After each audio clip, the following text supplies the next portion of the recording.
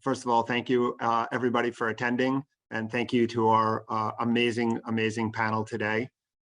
This is our Let's Imagine event. It is the after product of our 2022, right? 2022 Imagine Awards, Long Island Imagine Awards.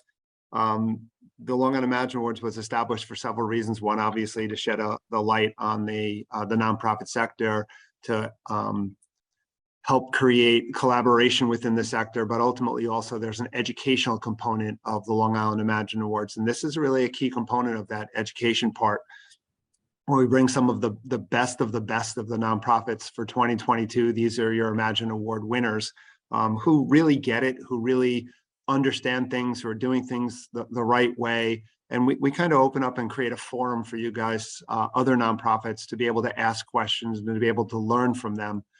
So that's really, why we've created this whole Let's Imagine event. So we appreciate, again, everybody for coming. And what we'll do first, if we can go around, if each of our panelists can maybe just introduce themselves for a couple minutes, who you are, what your organization does, and we'll go from there. So I'm just in no particular order other than how you appear on my screen. Jonathan, we're going to start with you. Sure. My name is Jonathan Chenkin. I'm the Chief Development Officer for Family Service League, which is a human services organization that was formed 95 plus years ago in Huntington by a group of concerned social workers who were polling the neighborhood to see who needed help and who needed assistance in that time.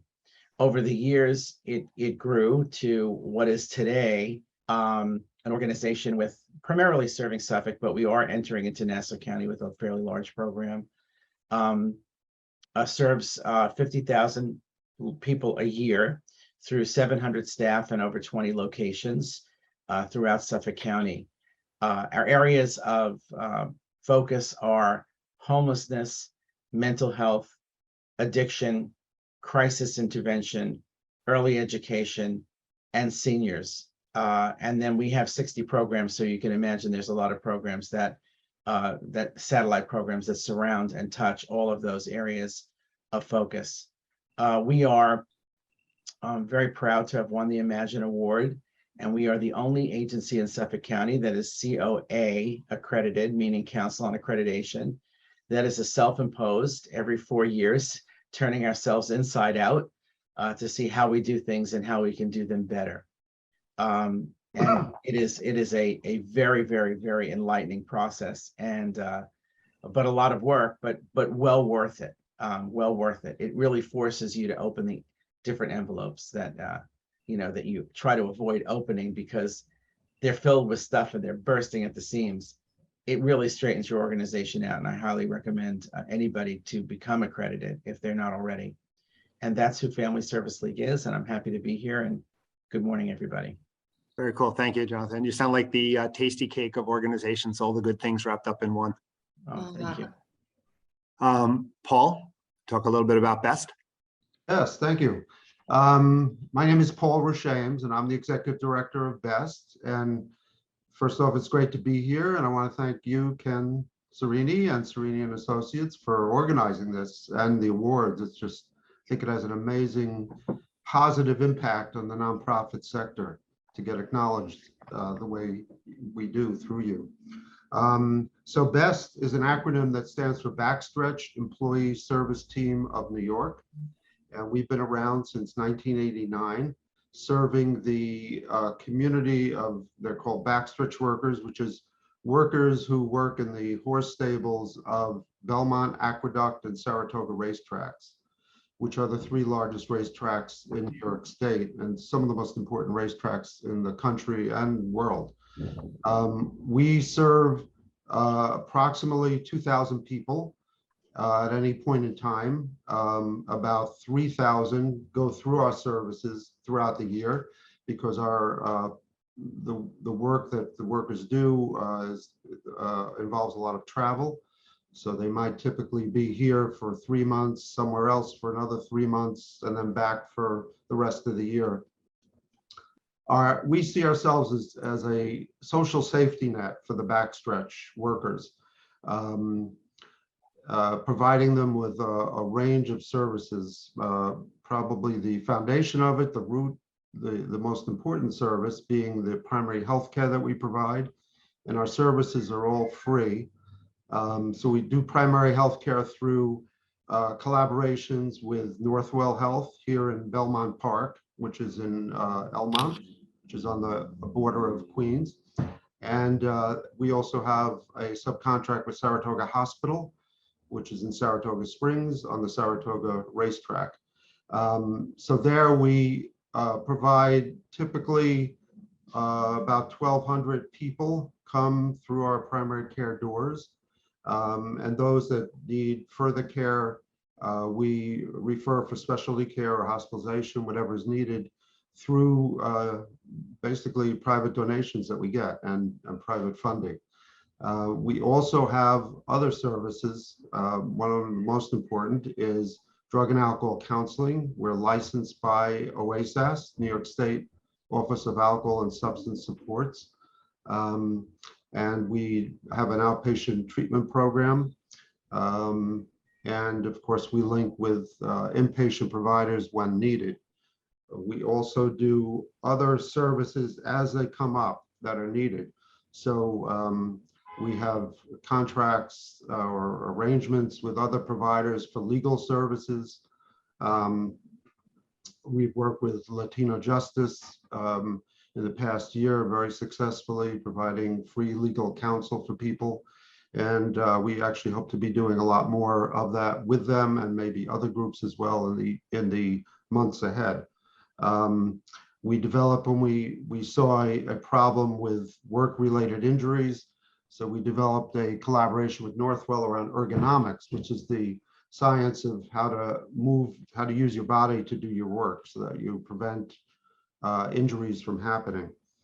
And also we're recently with our partners at Northwell did a mini farm where we're growing organic vegetables, which we will be using. We just started it, so we're going to be using it in connection and collaboration with the cafeteria at the track and use this as a vehicle for providing healthy food, but also teaching about it. I guess the final thing I would say during COVID, we took a major role with getting our population who normally would have been ignored. We ended up getting over 90% of the population vaccinated through our partnership with Northwell and others and Saratoga Hospital. And before testing was even widely available, we were able to get close to 2,000 tests done.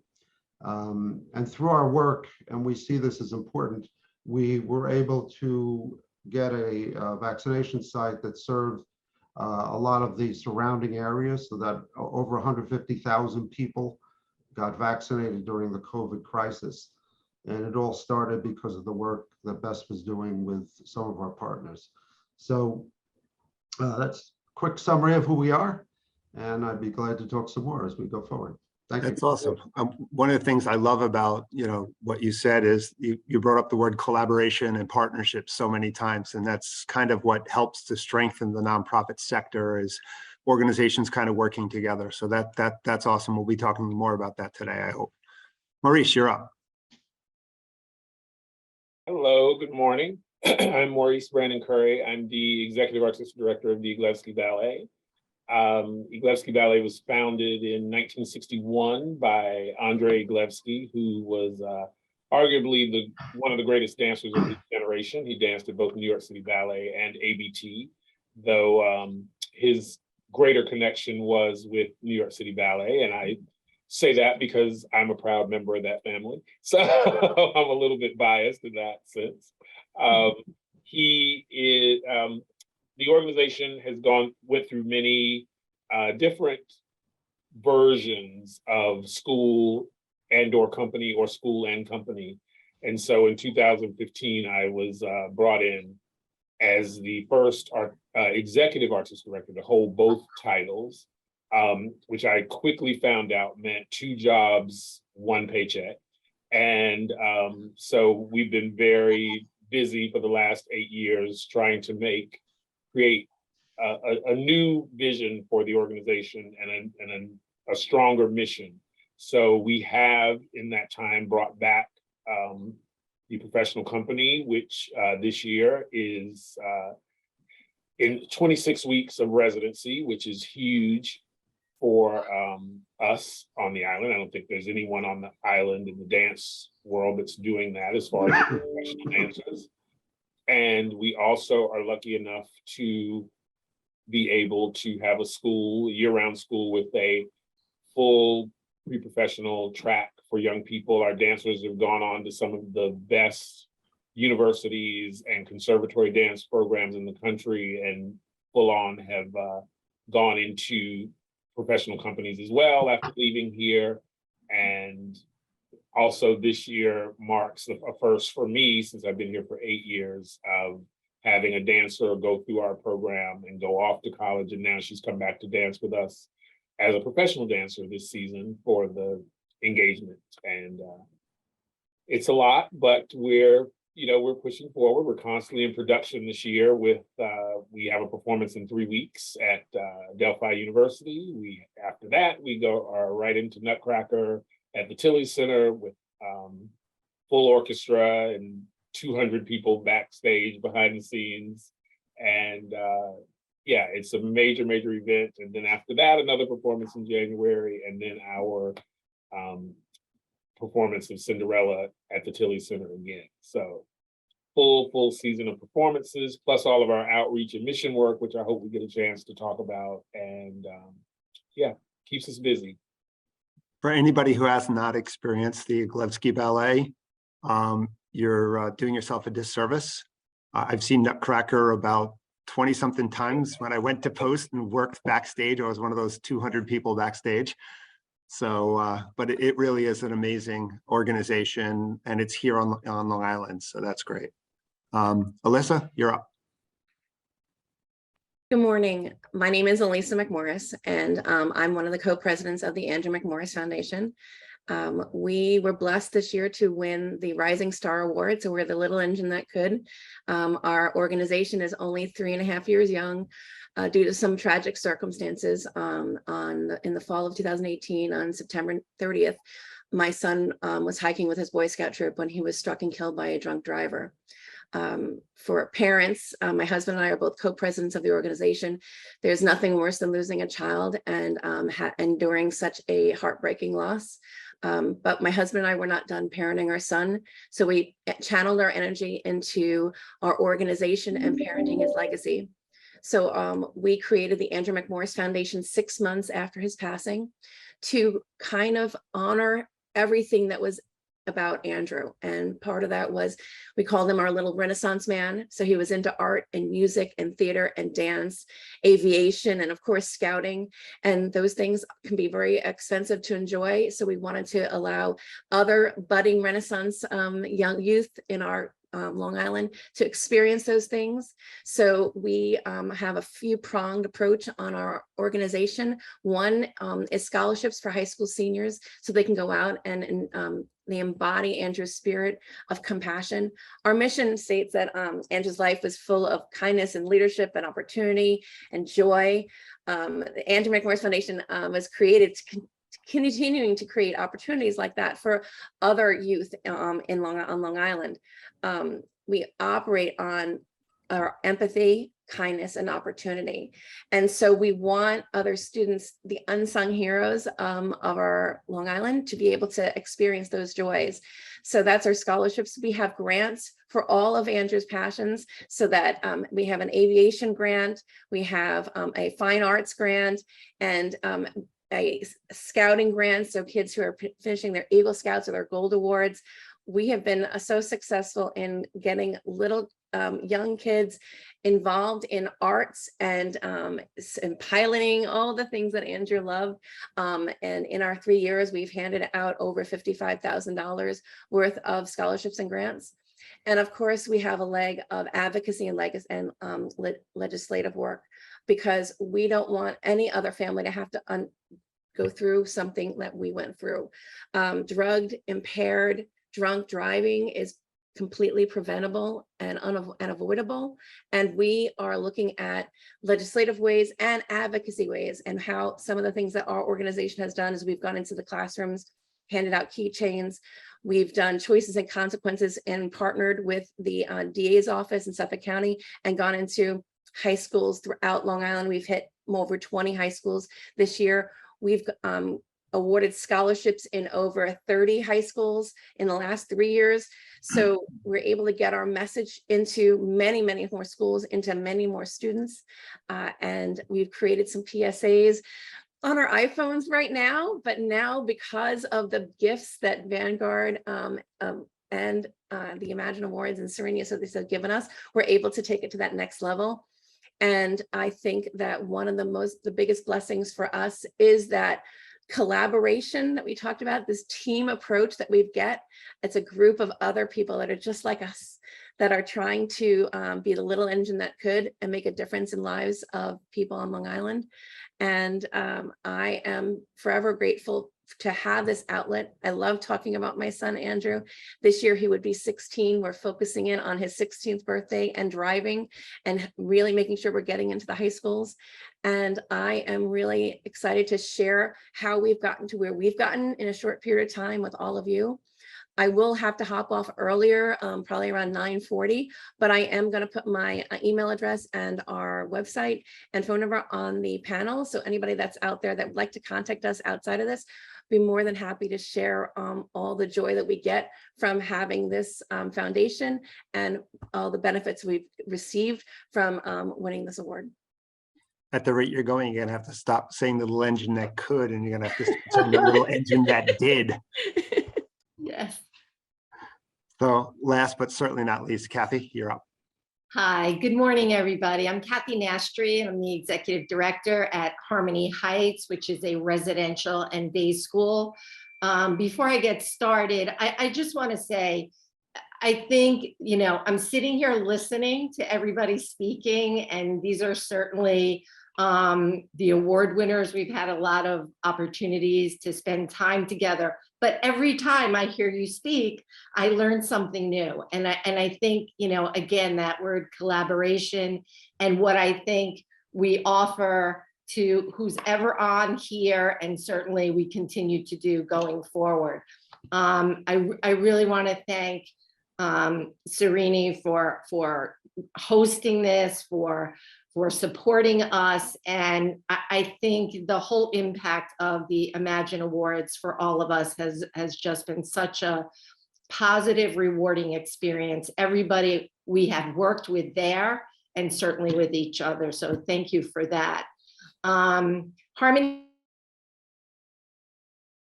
been here about 50 years. We serve all of Long Island, the 5 boroughs, and even up into Westchester, White Plains, depending on what parents and families feel they can do in terms of distance. We serve adolescents 13 years to 21 years, and all of them are referred here to our program through their local school district committee for special ed. That really means that these students have struggled at school with specific issues that we look at and that we work with. Severe depression, severe anxiety, school refusal or school phobia. Many of our students suffer with past trauma, PTSD. We receive a referral packet about that student. We review it. And then we call in our students and our families for interviewing, touring the buildings. Our school building is separate from our residential program. We have about 80 students in our program when we're at capacity, which is really an important piece because we focus on a small program. We focus on students being in classes of 12 plus 1, which means 12 students, 1 teacher, 1 assistant.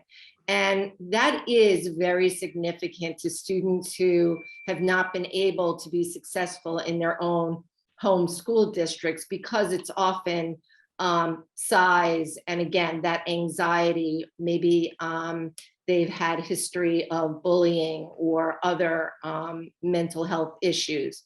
So when they come here, we're really trying to focus on the individual student. They all have individual education plans that we need to follow. They all receive clinical services. So they have a therapist assigned to them here who they can see either for crisis intervention or on a weekly basis. We do group therapy here. We also have parent support groups. We also have parent through our Google Classroom where we can support them. And they also have family therapy sessions during the time that students are here. Our students that are in our residential program also have psychiatric services, and our psychiatrist comes here to our school building and sees them here, managing medication, monitoring what their issues are. Of course, we have nursing staff, but all those things play a very significant role in the day-to-day concerns that these students have with the mental health challenges they have. Over at our residential program, we also have group life counselors, and they work with the students really on all types of daily living skills and the day-to-day, again, issues that they have there, offering more group programs and support services during their time there. We have found that our mission really becomes about empowering our students. Our students are suffering with mental health issues, so we really want to empower them to walk through this program and be able to leave here healthier, happier, leading, more successful lives, of course, as they leave, but also having a toolbox of tools they can reach into, right, and grab way beyond after they leave Harmony Heights. The goal is, of course, to get them back to their school districts, if that's what they hope to do, back to their families, if they have been in our residential programs, and of course, graduating high school and moving on to either careers or college. So I think when we look at the clinical piece, the educational piece, and of course, for them, the social piece. For teenagers, obviously, that's a real focus. We really work hard here at Harmony Heights to include our community. Again, that word collaboration and community. Many of our students come here and have not felt successful, not only in their school district, but in their community, and have often been shunned by the fact that they're dealing with such serious mental health issues. So we work really, really hard with our community to create programs where the students can go into the community, gain community service, work in our food drives, our toy drives. They have a magnificent waterfront project here in Oyster Bay that the students are a part of during this summer. There are so many different areas where we try to include them as part of the community. But I have to say, in doing that work, the community has embraced them. So they have a very different feeling about what community means, what community is about, and they take that self-esteem, that self-confidence back with them when they return home. And we truly believe we then see that in their own communities. And that's all about growth and obviously a better life. So we're here for anyone who is concerned about an adolescent, in terms of some of the specifics I've talked about, but also to answer any questions in terms of adolescence and mental health issues. So thank you. I love the whole holistic approach to everything that Harmony Heights does. So that's awesome. Thank you. As we go through, if anybody has any questions for the panel, please just post them to the chat. I'll work them into the questions that I'm asking, but let's get started. What factors do you think are critical to your success and the organization's success? Alisa, we'll start with you. Thank you. For us, it started out not as something where we were going to make money. We wanted to just hand out a few scholarships, and we focused in on Andrew and our mission.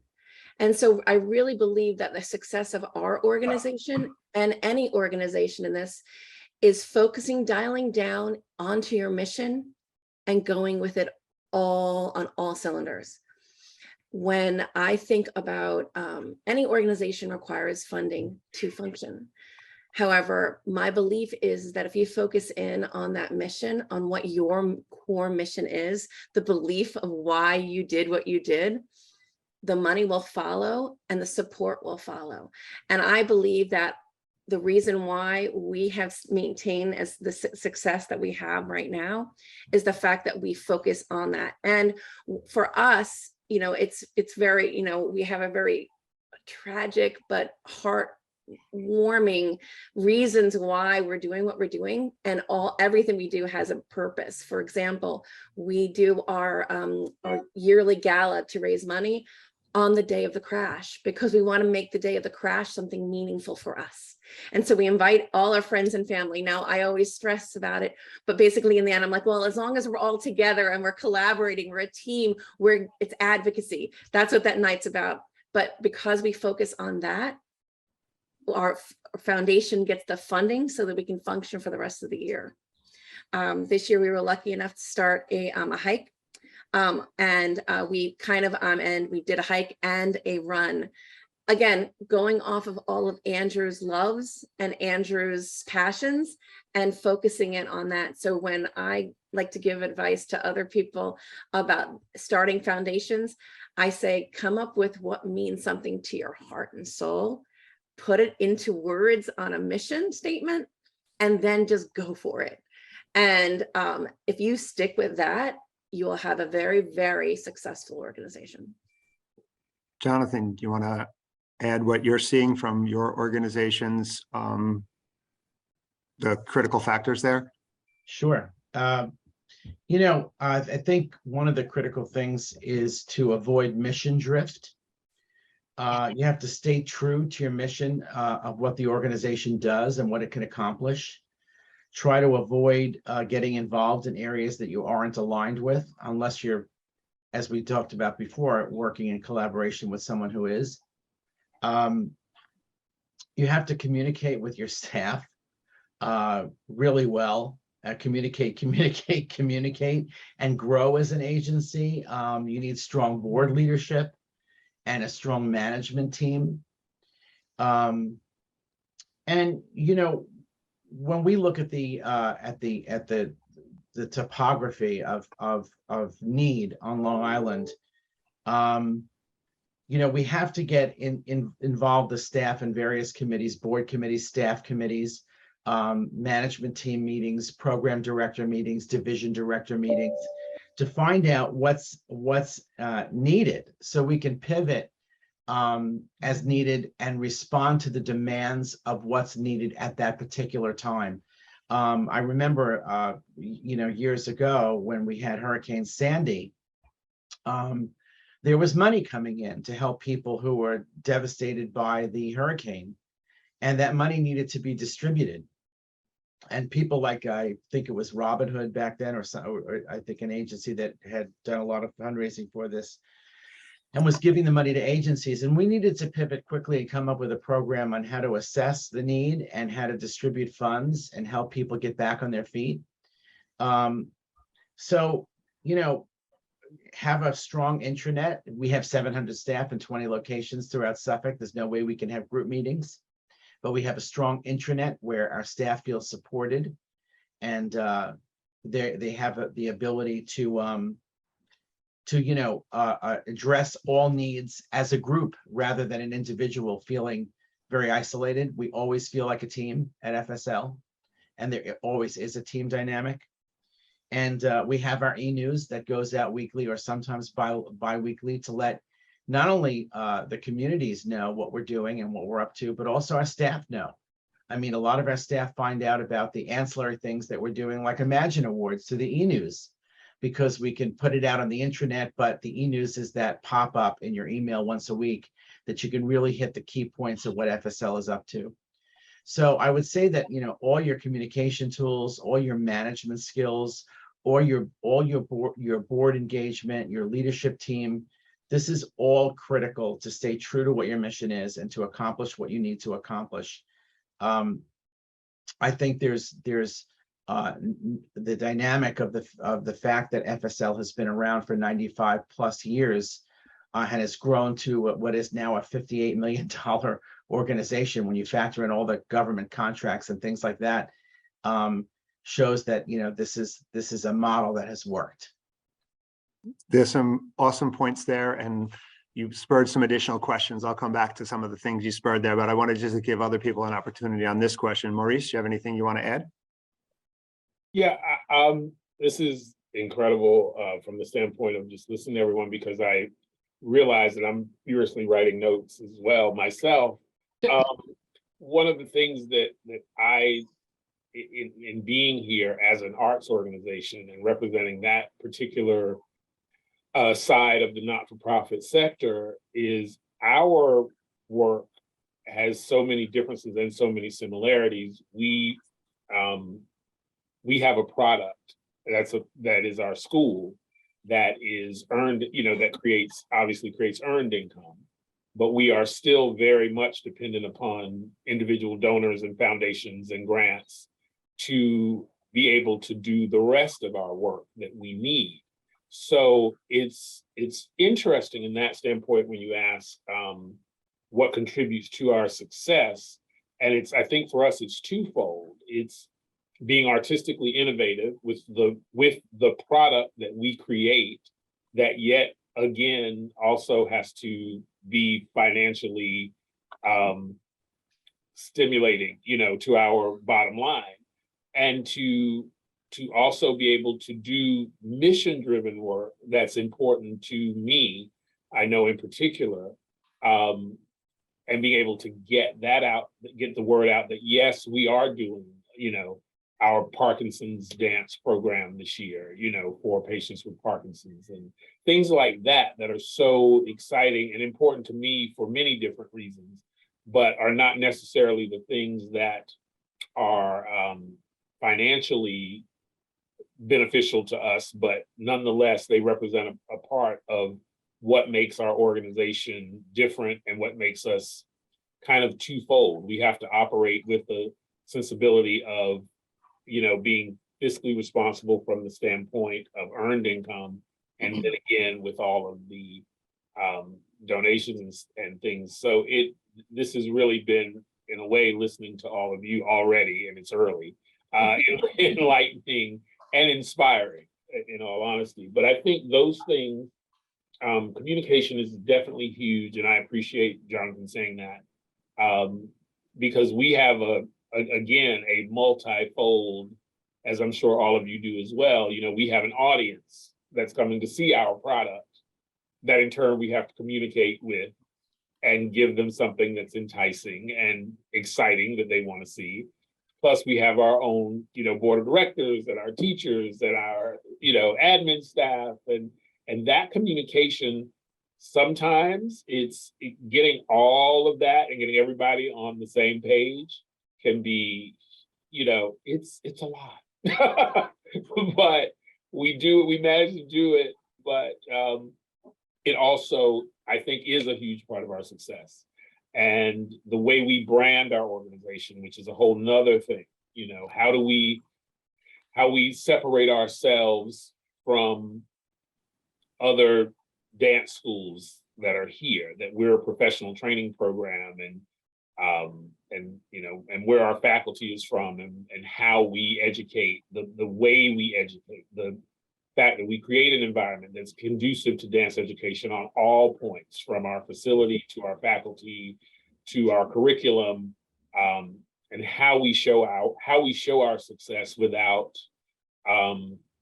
being, you know, because it gets very sensitive sometimes, especially when you're talking about educating young people. You know, you want to brag, but you have to be there's a way you have to be able to do it and show that success rate as to why our program is better, you know, and different. So I think all of those things contribute to that. Awesome. Kathy? I just wanted to dovetail on what Maurice was saying a little bit, that, you know, we find that also at Harmony Heights being a school and a residential program, because we're not for everyone. We're not for all students. And so what is it about us? And, you know, some of that does come back to your mission statement. Some of that comes back to what are the goals that you set for your organization, and are we being true to those? Because again, thank you, Maurice. I just think we do have to look at, you know, where we're different and where we stand out differently with the things that we offer. So I just wanted to say that. I think for us, it's definitely a combination of our staff, our board, working with our students, our families, and really we all have been talking about the word communication. Communication, we find, is really so important with all these different aspects. What I find really intriguing about Harmony Heights, even after being here like over 30 years, is that there are other people at Harmony Heights in terms of staff that have been here over 30 years, 25 years. And in combination with the staff that have been here with that perspective, we often call them, you know, the people that really understand the philosophy and the roots of Harmony Heights, but also combining that with new staff coming in.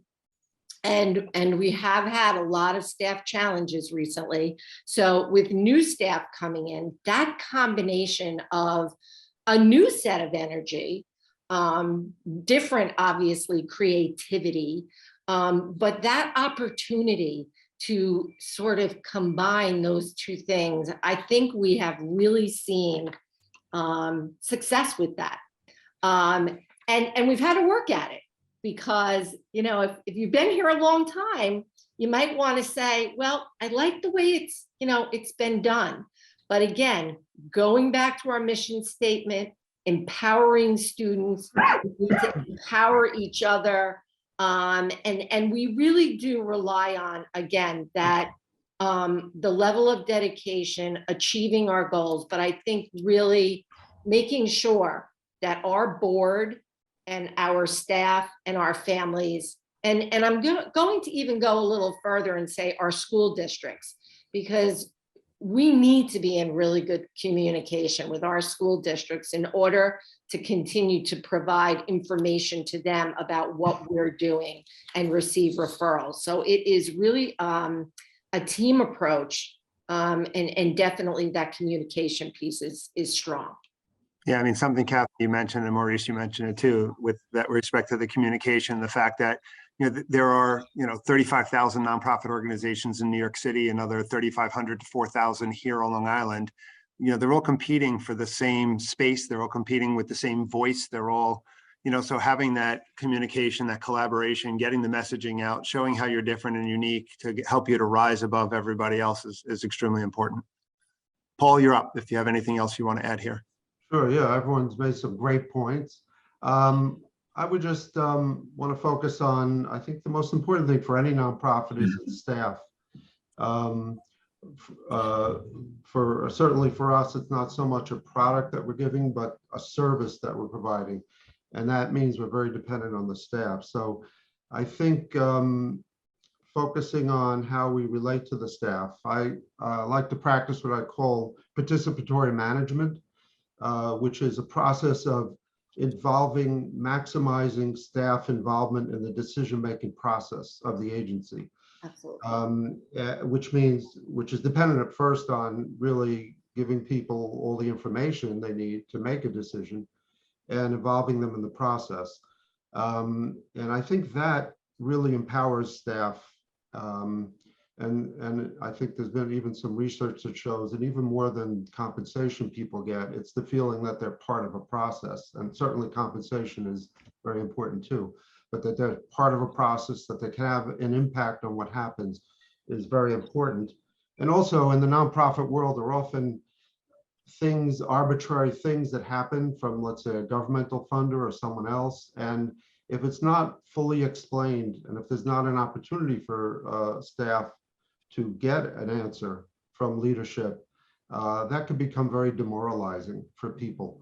And I think affects the power of the organization. So, and I think then that when people are treated well, they treat others well. You know, just a very simple thing. And I do think, although it's a kind of jaded world we're in now, but there's still a real hunger for authenticity and for people who are, you know, practicing what they preach.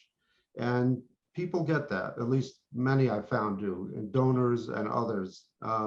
So focusing on the staff is I think very important.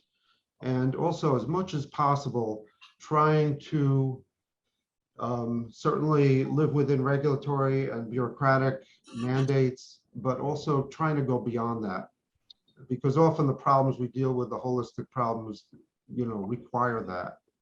And I think a lot of people get, a lot of consumers of social service help get frustrated by that their real needs aren't met, or that there's a catchment. There's always something that prevents them from getting the help they really need. So doing everything we can to stretch those boundaries, I think is really important. And I think finally, I would just say, as part of with the staff, and is trying to give staff as certainly trying to attend to compensation and benefits and that kind of thing, but also trying to give staff as many meaningful experiences as possible, finding out for them what would motivate them in the work that we do. And that's just an ongoing, never-ending process, and keeps us all on our toes and keeps us young and vibrant. I think that not only goes for staff, but I think that goes for donors too. It's keeping them, same thing, energized, engaged, and everything else within your organization. John, you mentioned something before. You were talking about pivoting and ability to move where needed as an organization. So I guess my question here, and Maurice, I'll start with you on this, even though John's the one who prompted this, I'll start with you. How do you stay proactive and nimble in your approach to kind of being a nonprofit organization? Especially for you with everything that happened with the pandemic and. Oh God. I'm still trying to get over it. And you don't need to bring that word. You don't even say that word. I literally, when we had our first event back with, well, I think it was a student performance. I read off a list of phrases that I did not want to ever hear again, and that no parent or anybody was allowed to use in the building, like unprecedented. And I just gave a long list, and everybody just clapped and laughed. Being flexible is a part of our job. So we have no choice in numerous ways. We have no choice but to remain flexible. It took a lot. The pandemic took a lot out of us. I can't even pretend. I'm able to laugh about it now. I had so many things. We are an organization that deals in contact, with people. We're touching, we're lifting, we're turning, bodies are in motion. And here we are with something that we're supposed to be 6 feet apart at all times. And even when we came back into the building. Doesn't that make it hard for the jumps though? No, they just have to jump higher and farther. That's all that did. But doing it think about doing it with a mask on, and having literally teaching kids how to breathe while they're doing all of this with the mask on. And it was a lot. We had a high in the school right before the pandemic, and it was supposed to be our biggest year. And then the pandemic hit, and it just basically crippled us. We did a quick pivot immediately when I realized, I thought, I'm like everybody else, I thought we'd be down for 2 or 3 weeks. And then I was like, oh, we'll be down for maybe 2 months. Well, here we are, 2.5 years later, and we're still dealing with it. But what we did immediately was I just tried to put everything on a level playing field. When I realized we were going to be later, I asked the parents immediately that had paid for that quarter. Okay, clearly we're not going to be able to offer in-person classes. Those of you that are able, would you consider making your tuition a donation, and we will make this up somewhere else, you know, so that we didn't bleed financially, so that we didn't have to take and write refund checks. A lot did, some did not. You had to do what you were comfortable doing, and that was understood. There was no judgment there. And we were able to make up those that for that quarter. We were able to eventually make that up either in our summer session or in our fall session. So it was about being flexible, being nimble to adjust to how we could make things happen and keep the doors open at the same time. We didn't do Zoom teaching, which I know a lot of dance and arts programs did. What we did was we created a virtual magazine. All of our teachers came in every week because we have only one person. Our studios are spacious enough that they could stand apart and somebody could film them. Some of them chose to film at home. We filmed classes for every level of students. And we did that and made it available to our students, and the classes rotated every week and they changed. We had called on a lot of our celebrity dance friends from ballet companies and film and TV to film messages for the students, and, you know, telling them to hang in tight or giving them tips. You know, we had some of the best dancers in the world telling our youngest students how to tie their point shoes and, you know, how to properly do a bun or the way they did a bun. So we took something that was pretty frustrating and tried to make it as fun as we possibly could. Because in the earlier stages of Zoom, you know, syncing music with teaching dance was just like driving people insane. And it was very difficult in the earlier stages. Finally, all the kinks got worked out as, you know, more people started using it. But we had to think fast, and I thought fast and thought very differently. And that's what we did. We just jumped in that way, and it worked. We were lucky enough that it worked for us.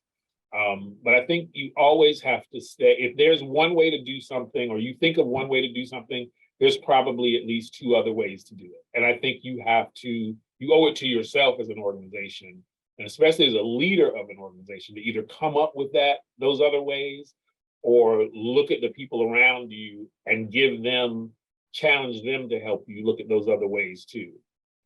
Because your idea is not always the best. It might be the first, it might be the way that you're used to, but it certainly isn't always the best. And so being able to take that feedback from the people that you work with, whether it be your board, whether it be your staff, is super important to being able to grow. It's a part of your growth. It's a part of the trajectory of your organization.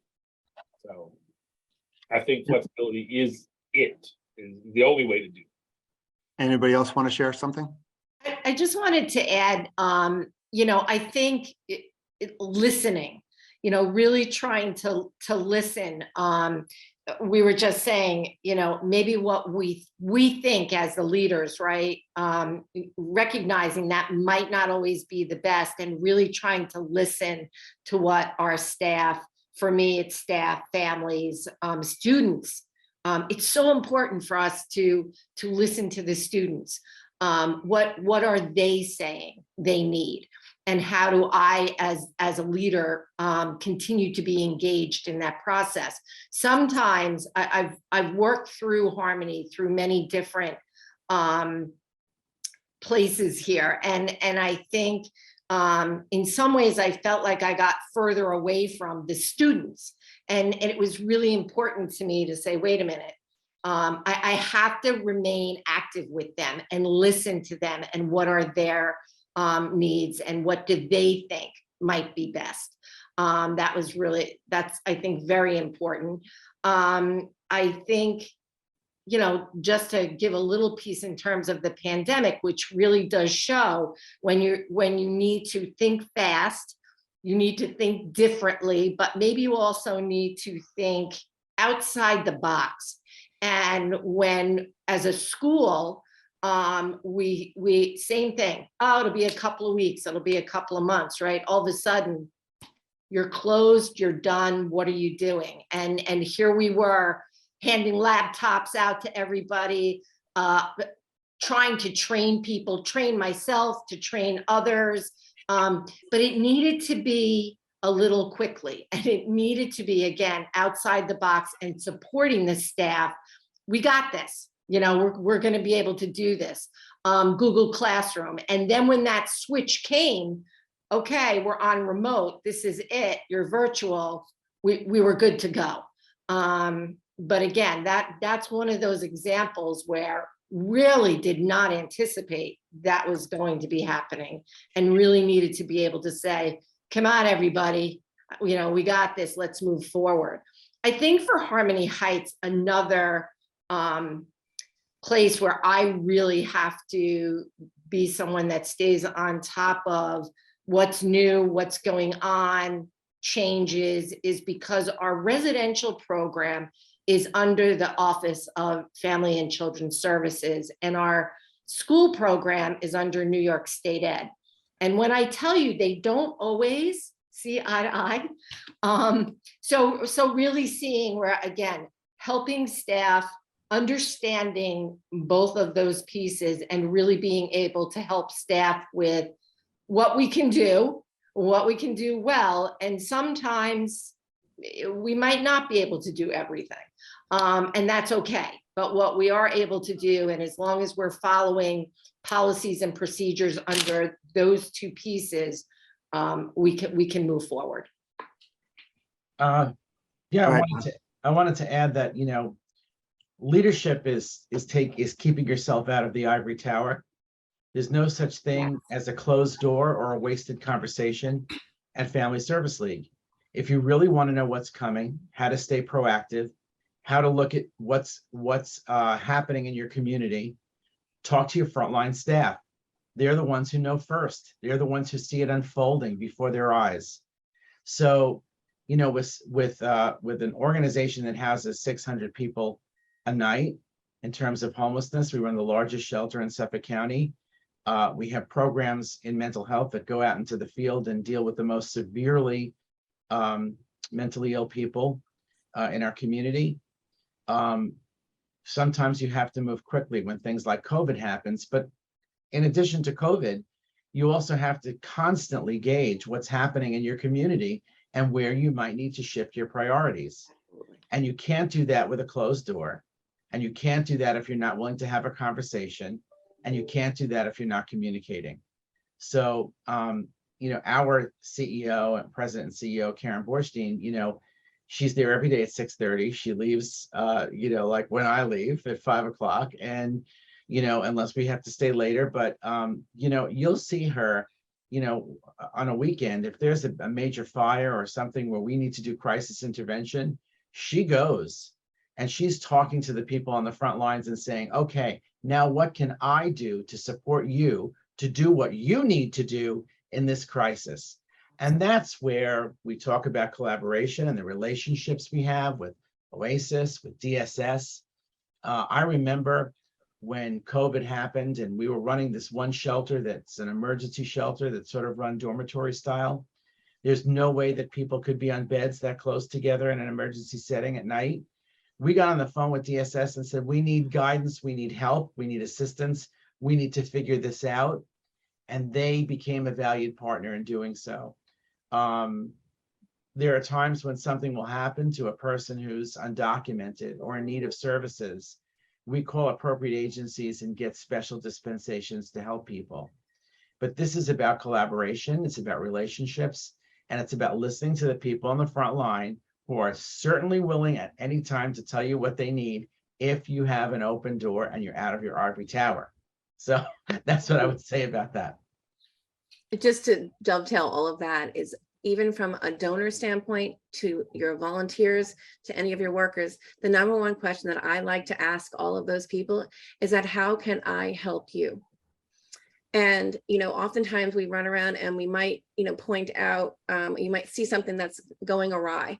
and you'll be jumped to say, oh my gosh, and point out all the things that are wrong with that going awry. But instead, it's to take a deep breath and says, okay, I see this has happened. How can I help you?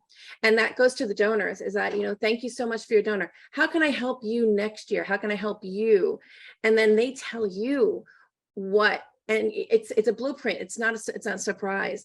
As crazy as and I'm so glad that we're more in person now ever, but you have to look at the silver lining. And the silver lining for me is that when COVID hit and we had to go online and Zoom, I was able to connect with victims and other people who are in the same situation as me in Hawaii and Arizona and New Mexico. And I was able to see my organization and my outreach and my advocacy differently because I was able to connect with someone farther away. And so looking at when any of these tragedies happen or anything that happens, we have to find out how am I going to morph? How am I going to be flexible to make my organization better? And the number one thing that I find as a leader, I couldn't be more is opening and the communication and talking to your staff and say, okay, last night we were talking about our gala that's coming up. What can I do to help make your job easier?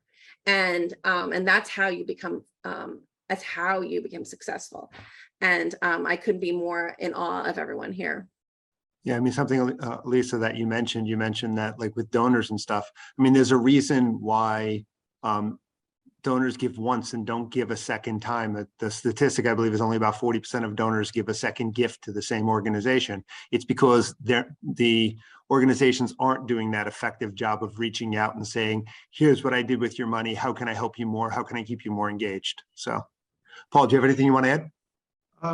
No, I think everyone really covered that topic very well. I would just reinforce I think the importance of networking. I know during the recent crisis was huge for us. I sometimes visualize it as a tree with many branches, and you want as many branches on your tree as you can because there are always these unanticipated problems and crises that come up. And that if you can, call on one of your partners, that makes it a lot different. And kind of we're a small to middle-sized nonprofit, so we have to be humble. There's a lot we can do by ourselves, but there's a whole lot more we can do by getting others involved with the process. And I think that's really important. So Paul, we're going to switch gears a second. So when we look at one of the key things that nonprofits are struggling with right now, it's board members. It's how do I attract board members? Where do I get board members from? And how do I keep my board members engaged? Do you have any insight or anything you'd like to kind of throw out to the group in terms of how you guys have been successful? Right. Well, we've had a process. We're very much involved with the horse racing public and fans. There are millions, and we've been trying though to get beyond that. And that's again where the networking helps. To attract people who are interested in our organization for reasons other than the horse racing part of it, to get them more involved and focus on the workers and the people. So we've primarily me in this case, and also some of the board members, try to reach out as much as we can to others in similar or fields that touch on us, and maybe introducing or educating people that really their work, they may think it has nothing to do with the horse racing industry, but it actually has a lot to do with it. And trying to attract those people to join our board. That's basically it. What are other people doing in terms of, trying, or that they have found successful, I should say, in attracting and bringing board members in? Jonathan? Yeah, well, number one is don't neglect those that are in your own backyard. Yes. And so I'll give a great example. I won't say his name because I didn't ask permission to do so, but we have a board member, a fairly new board member who's been volunteering for an organization, for an event we have called Great Chefs of Long Island, a terrific event at Crest Hollow on November 14th, shameless plug. It's a tasting event, and he's been on the, he's been a co-chair of this event for almost 17 years. And he was very happy in that role. He never expressed an interest in this case of really, like becoming a board member. But, as I'm watching him and I'm looking at him and watching his career, emerge and grow, and watching his family grow and watching the dedication he had to our organization, I thought to myself one day, this is a perfect board member. He's in my backyard. Why haven't we asked him? So, he is now a board member, and he's incredibly active and proactive for the organization, and still is one of the co-chairs of the event. So it's not hard to figure out who he is, but he's terrific. And then, in other ways, what I do is I really, you have to look at the business community. Long Island Business News does a great job at putting out information and calling out new projects, new emerging leaders on Long Island, new companies. I do as much networking as I possibly can, and I keep abreast of who's rising in the community in terms of business, in terms of advocacy and what they're doing. And then, you have to be also pretty shameless. Reach out. And I'll tell you something. I have emailed people, I have called people, but sometimes I get on LinkedIn and I message people, and there they answer me. It's just, I don't know why. I've connected with the most amazing people through LinkedIn just to answer a question. Would you be interested? Can I talk to you more? And it goes answered. So I would say use the social platform for business that's available to us. It's actually quite good in that regard. And also look at the people you serve, the families, the volunteers. Sometimes you'll witness a volunteer who is very dedicated, or a donor who's very dedicated. And these could be perfect board members, but really it's a matter of assessing, cultivating, and most important, asking, would you be interested to lend your support to an organization you are already involved in, already love, already feel connected to? And it's very hard to say no when you present it like that. Do you guys have committee structure that also helps to kind of build up a farm team for the board? We do. All of the board members are really charged with that, but they all serve on committees. It's part of our charter, is that they all serve on a committee, either a program committee or development committee, or a diversity committee we have. And through those committees, we do have a portion of the work that is cultivating new board members and introducing people to the organization. So we do it through all of the committees that we really foster at FSL. Great. Anybody else want to talk about what they're doing? I just wanted to share at Harmony Heights, we and I absolutely hear what Jonathan's saying. I think that we don't want to neglect who's in our own backyard. And for us, it's really been such a positive pool for board members, because some of our board members are business people who are connected to us. Some of our board members are parents of children who have gone through our program, and really makes for a very positive, energized piece to the board. And I think that we really want to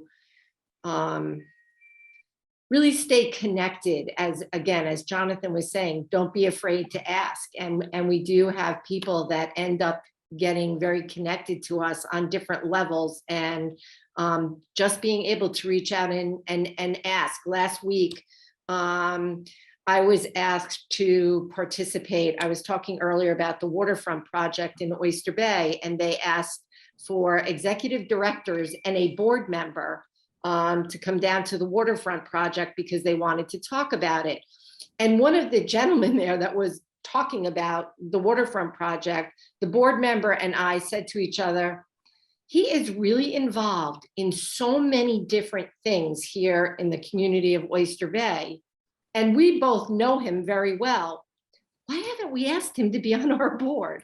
And so we did. And so we're now in, a process of hopefully having him come on board. But sometimes it's right there, and just don't miss the opportunity. And just to hop on, I need to hop off, but I wanted to say is that everybody wants the ask, whether it's a donor, whether it's a volunteer, you have to be very vocal about your needs and give them the ask, whether that is a donor that you'd like to invite back into a donation position, or whether that's a board member. We here like to invite the people, again, volunteers in our group, and bring them in. And clearly we're all volunteer right now, but you have to bring in more volunteers. And again, it's that ask. It's like, we would really love to enjoy your talents. It's how I got the web designer I did. I'm not sure how I did get her, but it was because I asked. So everyone, thank you so much. If you have any questions at all, please, anybody here, I would love to talk with any of you any day, because it inspires my organization. Thanks, Alisa. You're awesome. Maurice, you have anything you want to add, or I'll jump into the next question? No, I was saying, yeah, the next question is probably better, because I think we hit the gold mine with that one. So, okay, so then for our next question, I mean, impact seems to be the new nonprofit currency. Everybody wants to kind of that elusive one ring to rule them all sort of thing for anybody who's a Tolkien fan. How do you measure the impact within your organization? So Maurice, we'll start with you. How do you measure impact? For us, it's, again, because like I said, we do have a product and a service that has a value, a currency value to it, an assigned value. I think audience development for us is a huge way we measure impact as far as our performances go. But as far as our services go, I think we do a few surveys here and there, either through the school or through sometimes our audiences, which we'll be doing one this year as a part of a project we're doing with Dance NYC that is measuring impact, believe it or not. We were asked to participate in that out here as being the only professional ballet company on Long Island. And I think that's going to help us in a very good way. I think also another way we measure impact is when I arrived on Long Island. I sound like I discovered it. When I arrived on Long Island, I'm sorry. God, when I came to Eglevsky in 2015, the organization was basically known as the school that did Nutcracker at the Tilly Center. And that's not a job I want. That's not a job I want to be known for. That's not what I came from. That's not, there are so many other great things. I mean, the history of Andre Eglevsky himself alone supersedes that and deserves better respect than that. So for me, it was about finding ways to show, yeah, we do that, but we do this also. And you should know about it. So part of our measured impact has been through social media, to be honest with you. Building our social media base through Facebook, through Instagram, and other ways. All of that has been super important in helping get the word out. Hey, we're doing this. Hey, we do that. Look at what else we do. And getting feedback from there can be both positive and negative, but you take the good with the bad. I think I honestly don't think for us, I know service organizations have an easier way of reporting that and providing, facts that they have helped this many people move out of transitional home, housing into real housing, or, whatever your thing is. Ours is a little bit more, I can't even think of the exact word, but we do measure our impact by the number of students we have that get into prestigious summer programs, that get into colleges and university. I mean, we had, since I've been here, we've had 2 kids get into some of, one got into the program at Indiana, which Indiana University at Jacobs School of Music, they take 20 students each year. That's their cap. Juilliard takes 24 and they only take 20. So those kind of numbers to me are important measures of how our success is with our artistic stuff. Our performances, seeing the numbers grow in our audiences. I mean, we've had as many as, 4,000, I think, one year for Nutcracker over a weekend period of 3 performances. So that to me is tremendous, because those numbers certainly didn't exist when I got here. Paul, how do you guys measure impact? Yeah, through 2 ways, mainly, which is quantitative, which is showing how many services we provide, and then looking at outcomes. And where possible, we had a nice partnership with OASAS in this way, where they were able to compare, they had norms for recovery rates and people who got employment who were in recovery from addiction, and to show where we stood against those rates. And I think things like that really help someone, particularly a donor or someone who's really not part of the field, to understand the work that we're doing. And in that case, it was very positive for us. And then I would say also to brag about it, to get it out there in social media so that people know these outcomes in as simple, digestible a way as possible. Since social media is built on very short attention spans, you don't want to have a whole elaborate discussion of it, but that could hopefully spark people to want to contact your organization after. Yeah, I think it's those quick little pictures, those infographics, and again, as you said, benchmarking I think is great whenever you can benchmark. Kathy, Jonathan, anything else you want to add on that? It just, from a school point of view, we definitely have to look at specifics, and we're often looking at our graduation outcomes. We always have to yearly look at individual education plans. What are the goals that were set for students? Have they been able to achieve them? If not, how are we going to change that? We give all kinds of quarterly reports to students and families, residentially, clinically, and educationally. And I think for us, and I just want to explain this briefly, daily attendance, because when you're looking at students who have been school phobic, or their anxiety or depression so serious that they have not been able to leave their home, if you are now seeing a daily attendance of those students coming to school every day, or watching them go from a few times a week to a few more times a week to now on a weekly basis, we're seeing it. It's definitely something we look at. And I think the other thing, again, would also be continuing to build our social media and seeing the impact of what we're putting out there coming back. Quickly, I would just say that, to be technical about it, impact can't be measured without a pre-survey and a post-survey. You can't know if you changed somebody's lives unless you've measured how they're feeling about their life at the beginning of your interaction with them. We also make sure that we get our surveys, our client surveys, which we do regularly, to the clients in many different ways in order for them to participate. Some people have a phone, some people don't have a phone. Some people need a paper survey, some people need a survey in Spanish. So we make sure that we are getting to the clients in the way that they need to be gotten to in order to measure the impact. Most of our funders require impact reports, but we find it a very useful tool in modeling needs and services in order to fit more closely what the client needs. Okay. I mentioned before that one of the hardest things for nonprofit organizations is to get donors to give a second time. Obviously, fundraising has gotten even harder over the past couple of years because of the downturn in the economy. What are some of the things you recommend nonprofits do to stay in touch with donors and encourage them to continue giving? Kathy, you want to?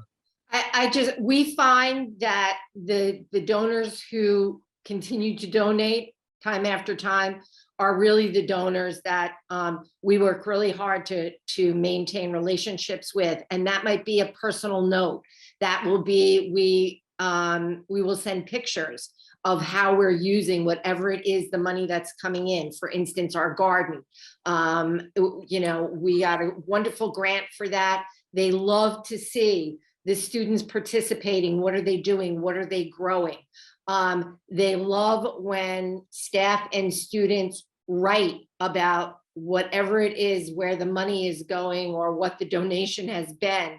If it's a volunteer that's come here to volunteer their time, again, that personal contact, that's really talking about how much we appreciate what they've done, and certainly pictures, reporting, keeping them in the loop, including them. What do they think? How would they like to be more a part of the organization?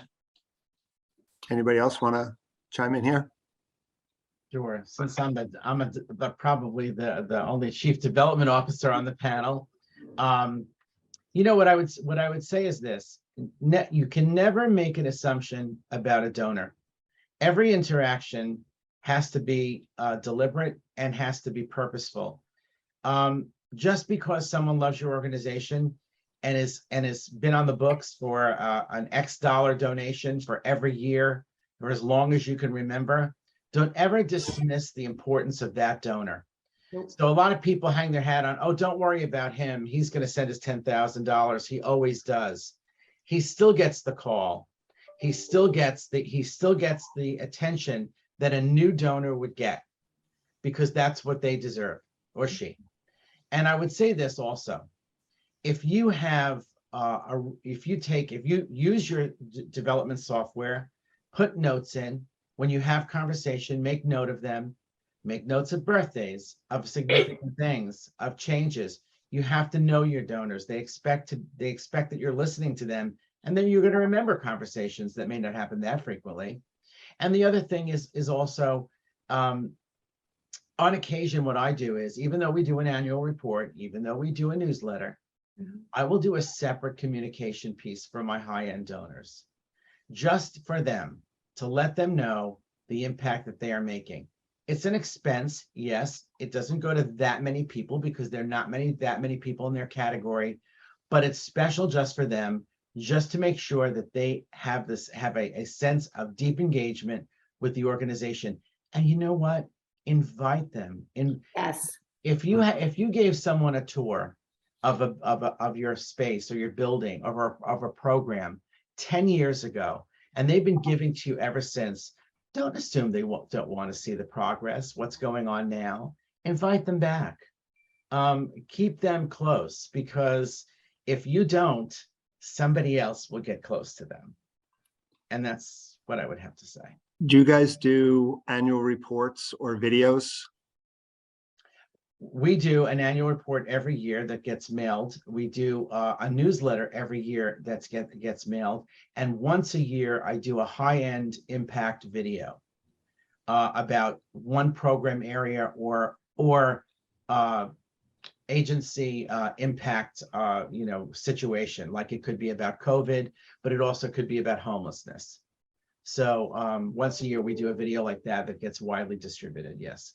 Yeah, because I was going to say, even the short little quick videos done with your phone, where you get to get an inside view of someone who's being helped. I mean, Kathy, you were saying letters and all this stuff, but you can do the same thing with videos, and videos can be much more powerful. We do. Yeah, we do have, we have someone that comes and takes pictures. We have someone that comes and does video clips, and then we can include that. Paul, Maurice, anybody want to add anything else? The videos, I think, are very important, but I think should all, as has been stressed here, be combined with the most personal communication possible, which I think in most cases for us is a phone conversation or an actual on-site visit. But I think definitely videos are a very helpful new way of doing it. Videos and bringing people into the space or to an event, and having a special room at the event just for them or stuff like that. We do a lot of that. Okay. And then since we only have a couple minutes left, what do you guys see as the biggest issues? Maybe you can just touch on one or two biggest issues impacting the nonprofit sector right now, or as we move forward into next year. Whoever wants to. For us, I would say donors, primarily because a lot of the money that I see being distributed on Long Island goes to medicine or education or services for people. So getting donors to getting people to donate to the arts is getting a little bit more difficult than usual, especially after coming out of something like the pandemic. So. Yeah, I think for the arts organizations here on Long Island, it's even tougher because of the proximity to New York City. And because you've got, not that we don't have world-class here on Long Island, you guys are an example of world-class here on Long Island, but people don't necessarily associate Long Island with world-class. They associate New York City with world-class. So it's definitely tougher. Anybody else? I would say staffing. Staffing is remains an issue post-COVID. You know, there was a time when Long Island would draw people on quality of life, but now with remote work, you can live on Long Island and work anywhere. Yeah. So we're all, I think, facing the same issues with staffing, and it's tough. It's getting a little bit better. It's easing a little bit, but it's still tough. And the cost of housing doesn't help here, because a lot of the jobs that we offer are not the highest paying jobs. So it's difficult. It's a tough road. I think we would say, you know, staffing is definitely that issue right over here that we're really working on all the time, especially in a school setting or in a mental health setting, such as a residential facility. So that is causing issues, but that also dovetails into the whole funding piece and trying to stay, you know, diverse sources and methods and how to stay on top of that. And one of our biggest challenges is continuing to raise awareness. We were often referred to as the best kept secret. And one of the things I've tried to work very hard on is not to be the best kept secret. It's to be the, you know, the best resource out there for families and students that need this kind of school and this kind of residential facility. So. Yeah, for us, I would say inflation has become a new problem, or it's starting to really have its impact on us. Certain, you know, our budget is created in January or passed in January. And if inflation is now at almost 8-9%, and we're seeing it in a lot of important areas that are affecting our expenses. So it's putting more pressure to raise more money. Or to streamline our services in ways that don't affect the quality of them. So I think finding ways to cope with inflation are very important. And as others have said, I think that also impacts staffing, because social services tend to not be as well paid as other areas. And when inflation is cutting into your check, and when you become really aware of that, it becomes a real challenge. So we're, you know, kind of struggling with that. Yeah, Jonathan, you mentioned that, you know, part of the challenge is the fact that Long Island used to be a place that everybody, you know, wanted to work because of that quality of life. And now people can work remotely. Are you guys looking now to start bringing people back in? I know some of your workers had to be in on a regular basis because that's just the nature of the business. But are you looking for maybe some of those people who weren't? Are they going to be coming back more often, especially now that I guess the president has said that the pandemic is over? Well, you know, what we're doing is we have, if you're a full-time employee, you're required to spend 2 days in the office. That's the model we're kind of following. You know, for us, it was twofold, because the clients who normally came in to see us had to go remote as well. So it's not only bringing us our employees back, but it's bringing the clients back to in-face their, you know, in-person therapy. So the homeless population always was with us, and our frontline workers never went remote. But yeah, so we are bringing people back on to a certain level. We have no plans to increase that right now. We offer it, and we consider it kind of a perk, in a sense that, you know, you can cut down on some commuting costs and some commuting time if you want to work remotely, if your position can function that way. Anybody else want to add anything there?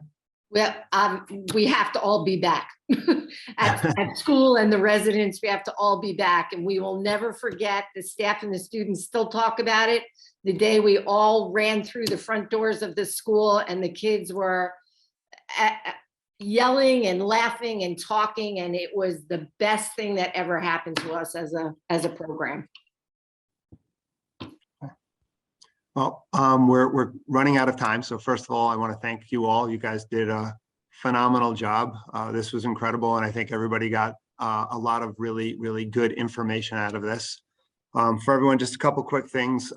As Christina posted in the chat, the Long Island applications for the Long Island Imagine Awards are up and running. So please fill them out. You'll see a couple new things on the application, that there's a new category, the Bethpage Federal Credit Union's DEIA Award. So that's a new award that's out there for anybody who's interested. Also, we also have a new sponsor, Sterling Risk, who took a diamond sponsor, so that every finalist will be receiving $1,000, whether they win or not. So I know you all wish that that would have been there last year, but unfortunately it wasn't, but that will be there this year. And for any of you who like the City Light, the New York City Imagine Awards are taking place on October 18th. So this was great. We appreciate everyone. Again, we're constantly looking for ways to spread information. Our goal of the Imagine Awards, like I said, is to shine the light on the nonprofit sector. It's to build and foster collaboration, which I think we've done a great job here of doing, and on the education front, sharing information. So I really appreciate all the collaboration, the sharing that you guys have done today. So thank you, everyone. It was great being here, and we'll see you all at the Imagine Awards. Thank Take you. care. So much. Thank Thank you. you. So long. Thank Bye.